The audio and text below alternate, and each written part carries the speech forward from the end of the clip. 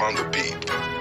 Ang sipag magtututulog, kaya pitaka puyat. Imbis magbanat ng buto, nagbunat ng butong may kasamang ikab. Ganong katamad, sabay-abas ako magaling, magkapang na malalaglag.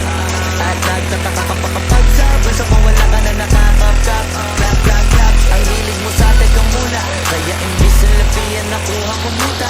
Punto ko sana makuha, na baka sa kakahiga mo ay diyan ka makuba. Anong mission mo sa lupa?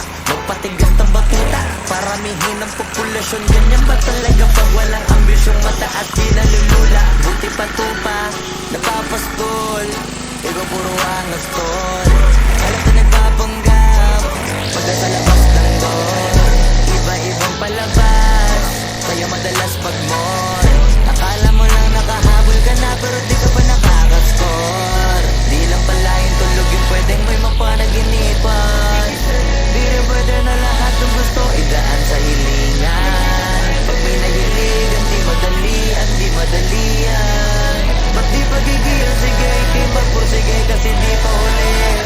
Pero sa'yo yan nakadepende, di yun nakabase ka sa swerte. Di lagi pa pwede na, yung pwede lang kung pwede nga. Isipin na walang bagay na hindi pwede. Siyempre, di araw-araw, 25 na Disyembre. Darating at darating ang peste. Yan ang dapat mong pagandaan, kasi puti pa yung leche. Plano may plano kahit leche. Akala ko ayaw mo ng dilata, pero lagi ka nakahilata. Kala ko ayaw mo tumunganga, pero inuuna mo bunganga. Kala ko gusto mo ng biyaya, pero lagi ka nakatihaya.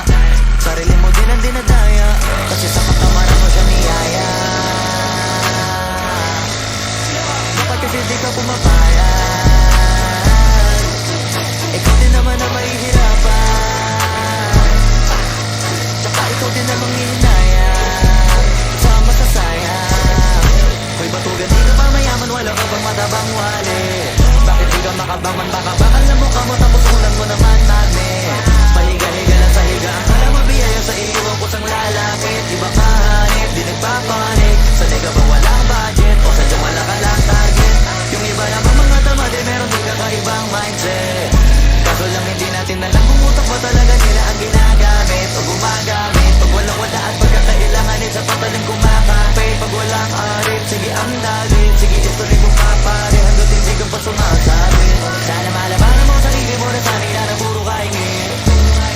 Sana mo naman siguro sa sarili mong hindi nakakabilib. Tapos siya pa yung galit sa'yo sa pilitan.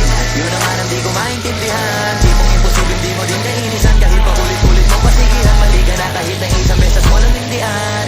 Sa mga naririnig mo sana nakatuto ka para matuto ka ng sira ulo ka. Ang sakit mo nasa ulo kasi baka yung sakit mo nga ay nasa ulo na. Pag di ka kumilos ay hindi ka tutuka. Kapag hindi ka mumuya, namumuya, mabubulong